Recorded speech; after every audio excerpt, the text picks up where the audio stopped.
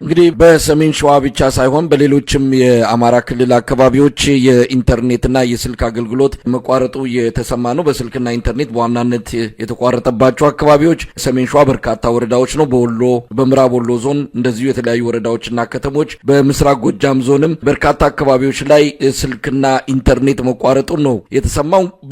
እስከ ግንቦት ድረስ አጠናቅቃለሁ ያለውን ዘመቻ ለማከናወን እንደሆነም ነው የሚገመተው። ግን እንደው በአጠቃላይ ምን ያገኘው ውጤት አለ? እስካሁን ፋኖች ከይዞታቸው የተነሱበት ወይም ደግሞ ያፈገፈጉበት ሁኔታ የለም። ከዛ በተቃራኒው ግን በርካታ ኪሳራ እየደረሰበት ያለው አገዛዙ ነው። ምን ውጤት ተገኘ? እንደ ከዚህ በፊቶቹ በኪሳራ የሚጠናቀቅ እንደሚሆን አያያዙ ወይም ደግሞ እየታየ ያለው አጠቃላይ ሂደቱ የሚያመላክት ነው። እንደው በእነሱ በኩልስ የተገለጸ ነገር አለ? እንዲህ አይነት ድሎች ተገኝተዋል ብለው የሚናገሩት ነገር አለ? መሳይ የተለመደ ነገር ነው እየተፈጸመ እኮ ያለው። በአማራ ክልል ለ11ኛ ጊዜ እኮ ዘመቻ ጀመረ። ነገር ግን የፋኖ ኃይሎችን በቃ ሊገፋቸው አልቻለም። እንዲያውም በትላልቅ የወታደራዊ ምሽጎች ላይ ጥቃት እየፈጸሙ ጀነራል እስከ መግደል እና ጀነራል እስከ ማቁሰል፣ ኮሎኔሎችን እስከ መማረክ ደረጃ እኮ ደረሱ። ከዚህ በላይ እንግዲህ ትልቅ ድል የታለ? ምናልባትም እነሱ የመሰላቸው አማራ ክልልን ካጸዱ በኋላ የፋኖ ኃይሎች የአማራ ክልልን ምስለኔ አስተዳደር መጥተው አማራ ክልልን ከተቆጣጠሩ በኋላ ጉዟቸው ወደ አዲስ አበባ ያደርጋሉ የሚል ግምት ነበረው። እሱ ግምት አሁን የተሳሳተ ግምት እንደሆነ ገልጦታል። ምናልባትም ለአዲስ አበባ ቅርብ የሆነ የሰሜን ሸዋ ስትራቴጂውና ወታደራዊ ጠቀሜታቸው ከፍተኛ የሆኑ ቦታዎች ላይ በፋኖ ቁጥጥር ስር በመግባቱ ይህንን አካባቢ ከፋኖ ኃይሎች ለማጽዳትና ወደ አዲስ አበባ የሚያደርጉትን ጉዞ ለማደናቀፍ ነው። አሁን በሰሜን ሸዋና ምናልባትም በምስራቅ ጎጃም በሸበል በረንታ እና በወሎ ደግሞ በወግዲ ወረዳ አጎራባች ወረዳዎች ላይ ትብብር አድርገው ወደ ጠቅልለው ወደ ሰሜን ሸዋ ከመጡ በኋላ በተለያየ አቅጣጫ ልክ ኢህአዴግ 83 ዓመተ ምህረት ወደ አዲስ አበባ ሲገባ የተጠቀመውን መንገድ ይጠቀማሉ በማለት ከፍተኛ ሽብር ውስጥ ነው እየደረሰበት ያለው። ይሄ ሽብር የወለደው አጠቃላይ እንቅስቃሴ ነው ማለት ይቻላል። በዘመቻ ግን ያገኙት ድል የለም። ምናልባትም በውጊያ ድንጋይ አይደለም የሚወራወሩት፣ ጥይት ነው፣ አረር ነው የሚወራወሩት። የፋኖ ኃይሎች መስዋዕትነት ሊከፍሉ ይችላሉ። ነገር ግን ትግሉን ወደኋላ ፈቅ ማድረግ ወደማይቻልበት ደረጃ እንደደረሰ ነው ከመንግስት ድንጋጤ እየተገነዘብን ያለ ነው። ይህ ሁሉ ሙከራ ብልጽግና ይህን ሁሉ ሙከራ አድርጎ ብልጽግና ምን አገኘስ ብለን ስንጠይቅ ምንም። ምናልባትም ከጉልበቱ እየደከመ ተስፋው እየኮሰመነ ሰራዊቱ እየተበተነ እየተመታ ነባር የሚባለው ሰራዊት ምናልባትም በትግራይ ክልል ውጊያ ያደረገው ሰራዊት አሁን የለም፣ ጠፍቷል፣ ሙሉ በሙሉ ጠፍቷል። ስለዚህ አዳዲሱን ሰራዊት በውጊያ ወደፊት እያስገባ እየገፋ እያስፈጀው እንደሆነና እንግዲህ በአንድ ቀጠና በ3 ወረዳ በ4 ቀን በተደረገ ውጊያ 171 የመከላከያ ኃይል በአንድ አካባቢ መገደሉን እንግዲህ ምን ማለት ነው? በዚህ 171 ወታደር ሲገደል መስመራዊ መኮንኖች አሉ፣ አዋጊ ሻምበሎች፣ አዋጊ መቶዎች፣ አዋጊ ሻምበሎች ይገኙበታል። በዚህ ውጊያ ምናልባት ከአዲስ አበባ ሩቅ ወደሆነ ቦታ ላይ እንኳን እየከፈለ ያለው ከፍተኛ ዋጋ ፋኖን ወደፊት ከመገስገስ ወደኋላ አላደረገውም። እንግዲህ ነባር ሰራዊቱ አልቆበታል። ወጣቱን እንግዲህ ዛሬ እንደተገነዘብነው ከሆነ በበርካታ የአማራ ክልል አካባቢዎች፣ የደቡብ ክልል አካባቢዎች፣ ዛሬ ደግሞ በአዲስ አበባ አካባቢ ከፍተኛ የሆነ የወጣት አፈሳ እየተፈጸመ እንደሆነ ነው መረጃዎች የሚያሳዩት። ግን የአማራ ክልልን አጠቃላይ እንቅስቃሴ በተለይ የፋኖችን እንቅስቃሴ በምንም ተአምር መግታት እንዳልቻለ መንግስት አሁን ያመነ ይመስለኛል። ይሄ የመጨረሻ ዘመቻ እያደረገ ነው የሚገኘው። የፋኖ ኃይሎችም እንኳንስ ጀነራል ተፈራ ማሞን፣ እንኳንስ ምሬ ወዳጆን፣ እንኳንስ መከታው ማሞን አይደለም ይዞ ማምጣት አይደለም፣ እነሱ ተቆጣጥረውት የነበረው በጣም በቅርብ ርቀት በተለይ ሬማ በሚባለው አካባቢ የሄደው የመከላከያ ኮማንዶ ኃይል ተመቶ ወደ ደብረ ብርሃን እየሸሸ እንደሆነ ነው። ምናልባትም አሁን ዛሬ ከሰዓት በኋላ የደረሰኝ መረጃ በሞጆ አካባቢ የፋኖ ኃይሎች በጣም ከፍተኛ እንቅስቃሴ እያደረጉና በሰሜን ሲባሉ በምስራቅ ሲባሉ በምዕራብ እየመጡ ከፍተኛ የጎኑ ጋት እየሆኑበት እንደሆነ ነው መረጃዎች እያመላከቱ የሚገኙት። መሳይ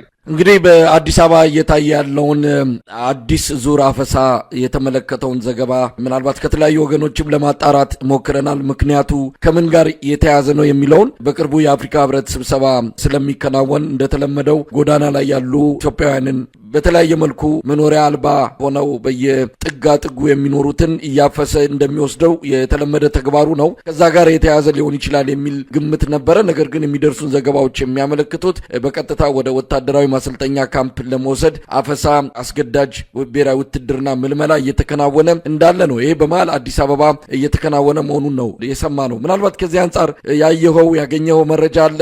አዲስ አበባ ላይ አፈሳ እየተከናወነ ነው የሚለው መረጃ ከተለያዩ ወገኖች ነው ለአንከር ሚዲያ እየደረሰ ያለው። አዲስ አበባ በሁሉም ክፍለ ከተሞች ማለት በሚያስችል ደረጃ ዛሬ ከሌሊቱ 11 ሰዓት አነጋግ ላይ ከፍተኛ የታጠቀ የፌዴራል ፖሊስ፣ የብሔራዊ መረጃና ደህንነት አባላት፣ የአዲስ አበባ ፖሊስ፣ ሌሎችም አደረጃጀቶችን ተጠቅሞ አንደኛ በአዲስ አበባ ከተማ የሚገኘው በጎጃም በረንዳ አካባቢ የሚገኘው መናኸሪያ አውቶቡሶቹ እንዳይወጡ በማድረግ ከ48 በላይ አውቶቡሶችን ለግዳጅ አሰልፎ መጀመሪያ ግዳጅ ወደ ወታደራዊ ግዳጅ ትሄዳላችሁ በማለት ትራንስፖርትን እንቅስቃሴ እንዳያደርጉ በማድረግና አፈና በመፈጸም ሊነጋ ሲል ከ12 ሰዓት ተኩል ጀምሮ ግን በዛ አካባቢ ያሉ ወጣቶችን ወደ መርካቶ ይገባለ፣ ወደ ጎጃም በረንዳ ይገባለ፣ ወደ ጨው በረንዳ ይገባለ፣ ወደ ተክለ ሃይማኖትም ይሄዳለ፣ ወደ ኮልፌም ይሄዳለ።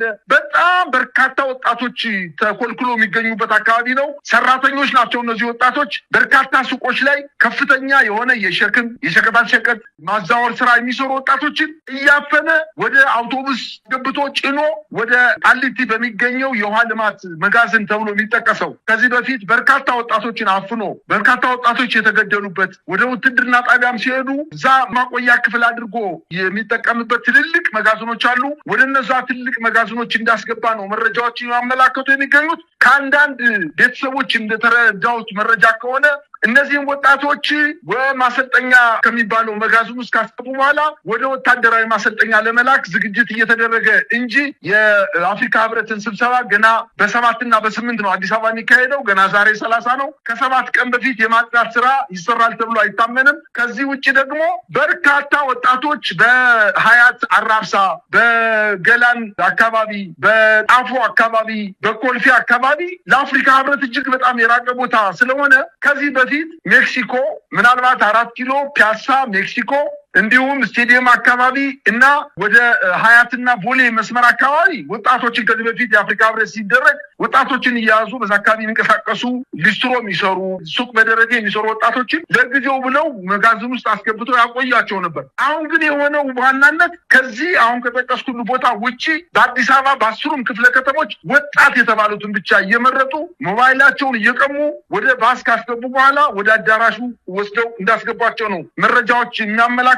እንግዲህ ይሄ የሚያሳየው በአማራ ክልል ከፍተኛ የሆነ የሰራዊት ግምሰሳ እየተፈጸመበት ስለሆነ እነዚህም ወጣቶች ለምርጫ እንዲደርሱ በማድረግ 1 ወርና 2 ወር ስልጠና ወታደራዊ ስልጠና እንዲወስዱ በማድረግ ተመልሶ በሞቱ ወታደሮች ምትክ ሌላ የሚሰዋና የሚገደል ወጣቶችን ያው ጠቅላይ ሚኒስትሩ እንደተናገረው እኛ በ1 ወር ውስጥ 1 ሚሊዮን ወጣት አሰልፈን ውጊያውን በ1 ወርና በ2 ወር መጨረስ የሚችል አቅም አለን። ኢትዮጵያ የወጣት ችግር የለባትም፣ የሚሞት ወጣት የደሃ ልጅ ችግር የለባትምና ወደ ውትድርና እንወስዳቸዋለን በማለት የተናገረውን በተግባር እየፈጸመ እንደሆነ ነው የምንረዳው። ይሄ ዓለም አቀፍ እኮ በተለያዩ ተቋማት እየተናገሩት ነገር ነው። ኢትዮጵያ ህፃናትን ለውትድርና አገልግሎት በማዋል ያለ ፍላጎት አፈሳ በመፈጸም የምትታወቅ ሀገር እንደሆነች በርካታ የዓለም አቀፍ ሚዲያዎች እና የዓለም አቀፍ ድርጅቶች የዘገቡበት ሁኔታ ነው ያለው። ፋኖ ደግሞ በተቃራኒው ከወረዳ ከቀበሌ አደረጃጀት አልፎ ከፍተኛ ድምሰሳ እየፈጸመ እንደሚገኝና ዛሬ ደግሞ አንድ ጠንካራ አታጋይ ድርጅት ፈጥሮ ኃላፊነት የሚሰማው የሞተን የመከላከያ ሰራዊት በስርዓት የሚቀብርና የሚያስቀብር የተማረከን በአግባቡ የሚይዝና ወደ ቤተሰቦቹ ገንዘብ ሰጥቶ የሚልክ የቆሰለን በስነ ስርዓት የሚያሳክምና የሚያክም ህዝብ በውጊያ መሃል እንዳይገደል ጥንቃቄ የሚያደርግ በአጠቃላይ ፋኖ በተጨባጭ የአማራ ክልል መንግስት ሆኗል። የአማራ ክልል መንግስት ሆኗል። እሱ መንገድ ይዘጋል ሲል ይዘጋል፣ እሱ መንገድ ይከፈት ሲል ይከፈታል። በአማራ ክልል የአማራ ክልል ምስልን ያስተዳደር ከቢሮው ውስጥ ለጀነራሎቹ ከመታዘዝ ውጪ ሌላ ስራ፣ የልማት ስራ፣ የሰላም ስራ እየሰሩ እንዳልሆነና አጠቃላይ በአማራ ክልል የፋኖ ኃይሎች ከመንግስት ደረጃ የደረሱ በመሆናቸውና ይሄን አጠቃለው ከአማራ ክልል ውጊያውን በማውጣት ወደ አዲስ አበባ የሚደረገውን ጉዞ ለማደናቀፍ ነው ከፍተኛ እንቅስቃሴ እያደረገ የሚገኘው። ይሄ እንግዲህ ምናልባት እሱ እየተናገረ ያለው ራሱን በልቡን አሳብጦ መንጋውን ለመበተን አመራሩ መምታት ወደሚል እንቅስቃሴ እየሄደ ስለሆነ የፋኖ ኃይሎች በደንብ ገብቷቸው በርካታ ቦታዎች ላይ ቆረጣ በማድረግ የሄደውን ሰራዊት በየቦታው እየቆረጡ እየበተኑ እየመቱት እንደሆነ ነው መረጃዎች የሚያመላክቱት። በዚህም ከፍተኛ ክሳራ እንደደረሰበትና በአጠቃላይ ዘመቻው ያው እንደተለመደው 10 ጊዜ በአማራ ክልል ዘመቻ አድርጎ ልዩ ዘመቻ አድርጎ እንዳልተሳካላት ሁሉ አሁንም 11ኛ ዙር ዘመቻ እንደማይሳካላት ነው አብዛኛው የኢትዮጵያ ሕዝብ እየተረዳ ያለው መሳይ።